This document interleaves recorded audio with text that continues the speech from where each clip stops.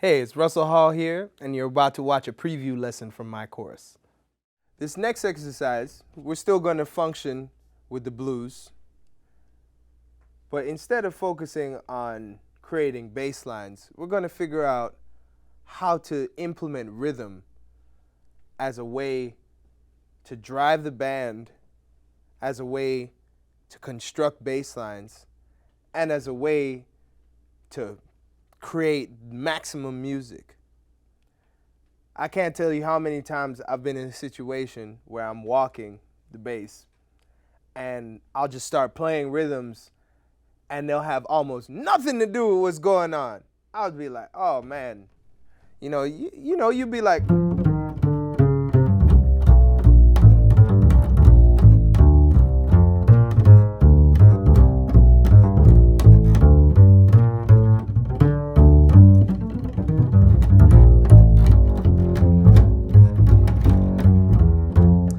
which is great, it's fine, but sometimes that's not what everybody's playing.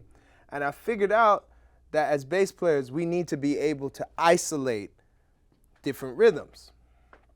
So this exercise focuses mainly on playing singular rhythms. First rhythm we're going to discuss is our favorite rhythm, the quarter note.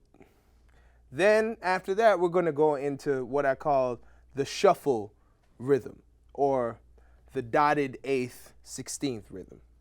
Then our favorite rhythm to play as bass players, which is the dreaded or lovely triplet. And then we'll go into the other kinds of rhythms. But these are our three main rhythms that we'll play on a walking bass line or even on some kind of groove or something. But the focus of this is to isolate the rhythm so that we know exactly what rhythm we're playing. Unlike the previous exercise, we're not going to be restricted to half position. We're going to be able to move up and down the bass. But the focus is to play the exact rhythm of that specific strain. So quarter note.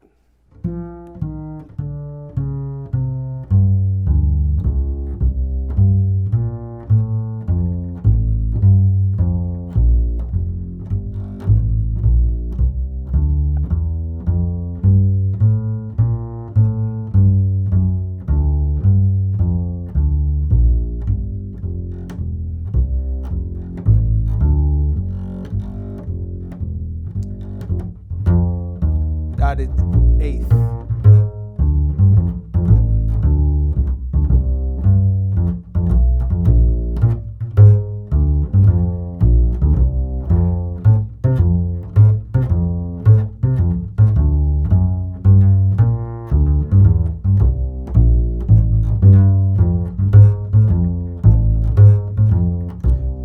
Triplet.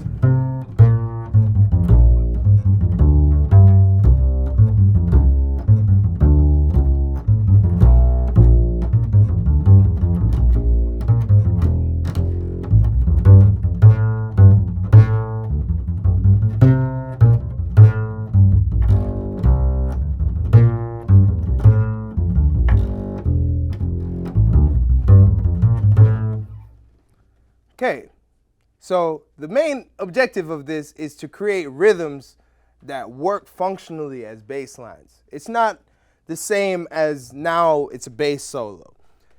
It's different. We're creating functional bass lines.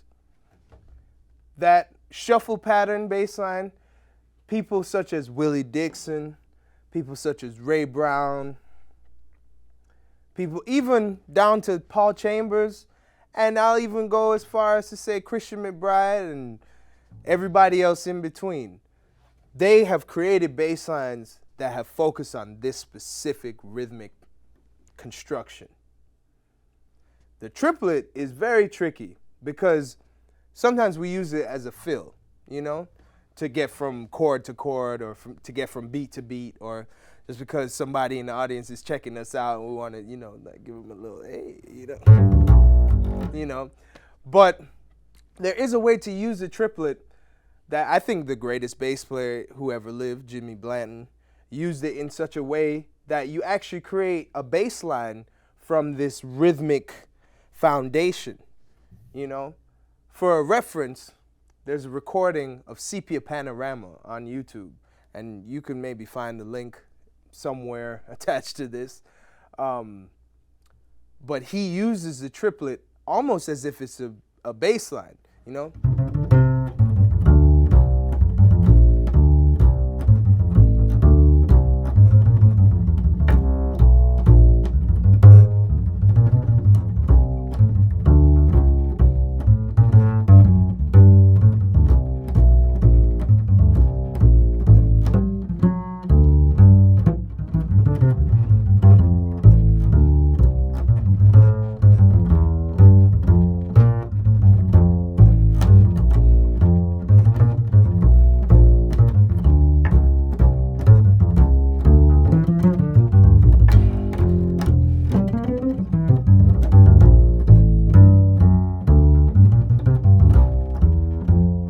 Which is tricky to make it kind of work in a functional context. But the point of this is not that you're going to be on the bandstand playing, triplets all night with the drummer. They're going to want quarter notes. They're going to want eighth notes. They're going to want triplets. They even might want a little 16th note in there. The point is to understand what rhythms we're playing at what time and what it does to the beat. For example, sometimes I watch bass players and they have a tendency to play an eighth note before, like a ghosted eighth note, right before they play a quarter note, and it can sometimes drag down the rhythm, or it can sometimes mess with what everyone else is playing. For example.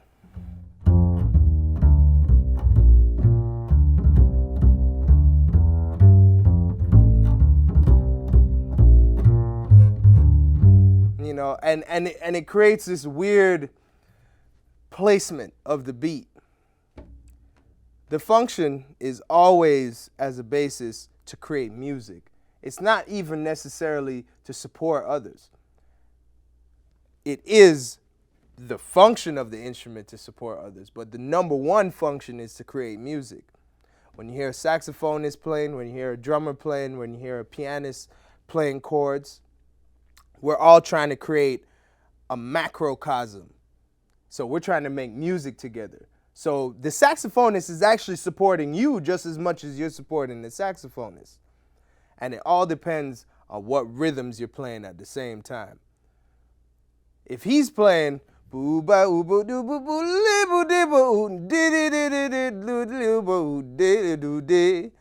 and you're playing, that might not line up. So you have to listen. You have to figure out what he's playing and figure out what's going to complement that. What's going to actually make you shine just as much as him. And it will always be something that is kind of contrary. So if he's playing and he's going,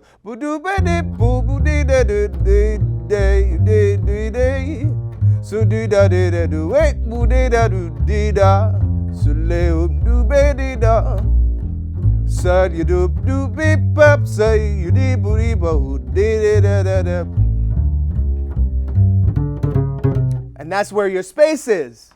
So now you're actually actively listening. Now you're actually creating a bass line that rhythmically works, harmonically works, because now you're creating something that when you see it is almost like counterpoint. He's playing eighth notes. He has some rests in there. He has some dotted quarters. He has all different kinds of rhythms going on. And you're creating a rhythmic palette for him that can just elevate that. And then when he leaves those spaces, it's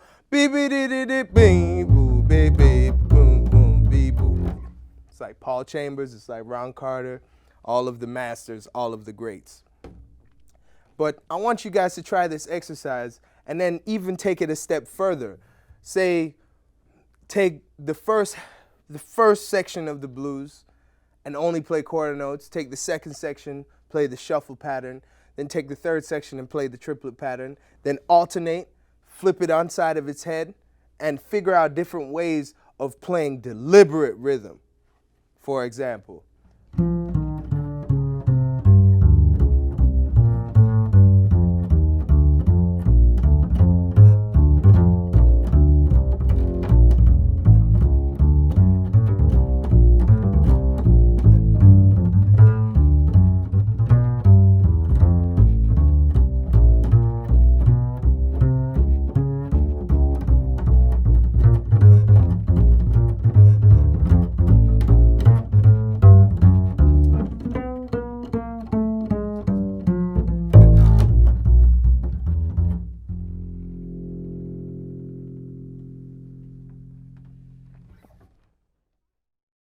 Hey, thanks for watching.